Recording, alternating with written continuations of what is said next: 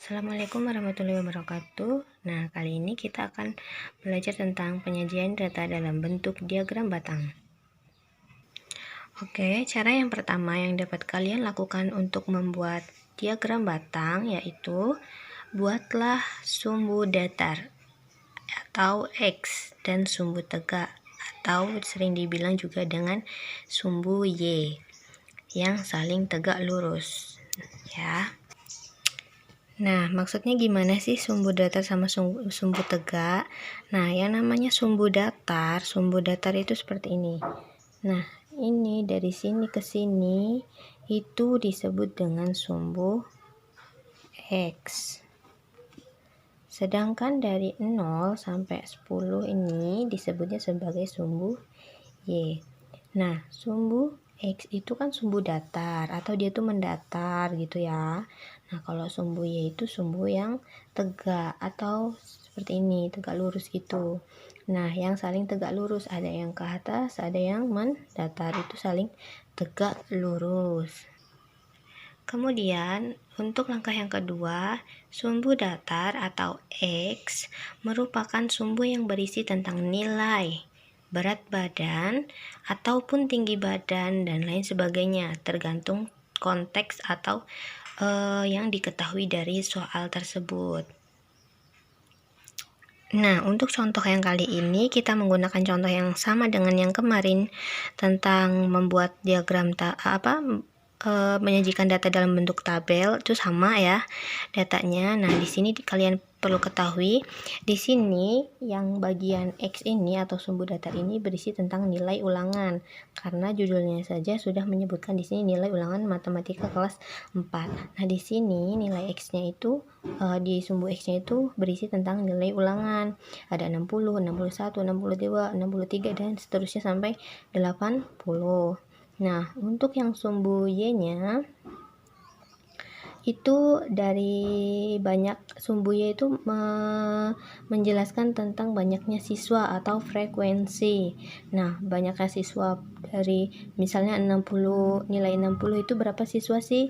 Seperti itu ya, hampir sama dengan yang kemarin. Nah, untuk yang sumbu tegak atau Y merupakan sumbu yang berisi tentang banyaknya siswa atau frekuensi yang Ibu jelaskan di yang sebelumnya ya, sama. Oke, selanjutnya yang keempat, gambarlah persegi panjang untuk masing-masing nilai yang sesuai dengan banyaknya siswa. Oke, itu akan dijelaskan di tahapan selanjutnya. Oke, di sini ada contoh di sini itu sama ya dengan contoh yang kemarin Ibu buat di video yang sebelumnya. Di sini ada nilai ulangan matematika kelas 4. Selanjutnya di sini ada nilai, terus ada banyak siswa. Sama hasilnya. Terus di sini jumlahnya itu ada 33 siswa.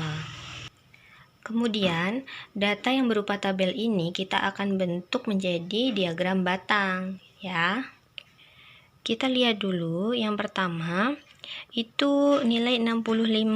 Nilai 65 itu banyaknya itu ada 4 siswa. Oke, kita akan buat di diagram batang. Dilihat di sini ada nilainya 60, 61, 62, 63, 64, 65. Berarti di sini ya, ini titiknya kita tandai dulu. Selanjutnya tadi katanya kalau 65 itu ada 4 siswa. Dilihat di sini 1, 2, 3, 4. Kita akan tarik seperti ini, garis putus-putus. Ya, garis putus-putus ini keatasin. Nah, titik pertemuan ini kita buletin terlebih dahulu. Selanjutnya akan kita gambar batang. Oke, ya kita tarik garis tadi ya, terus selanjutnya akan kita garis seperti ini, kita garis lagi di sampingnya, kemudian juga di atasnya kita garis. Nah, di sini sudah membentuk persegi panjang atau batang ya, sering disebut juga dengan batang. Oke, selanjutnya 67 itu ada berapa? Ada 3 siswa, caranya sama dengan yang tadi Ibu ajarkan. Dan selanjutnya sampai ke 80, ada totalnya itu ada banyak siswanya itu yang nilainya 80, ada 8 orang siswa. Oke, akan kita buat ke diagram batangnya. Oke, nah seperti ini ya jadinya diagram batang yang telah Ibu buat. Caranya sama seperti yang Ibu contohkan di awal, yang bagian ini sama. Kita taruh garis dulu, setelah itu kita tarik titik-titik garis ke sini, kemudian kita buat diagram batangnya. Begitu pula dan seterusnya. Nah, jadi oke, terima kasih. Sekian video kali ini. Ya, saya akhiri. Wabillahi taufiq wal hidayah. Wassalamualaikum warahmatullahi wabarakatuh.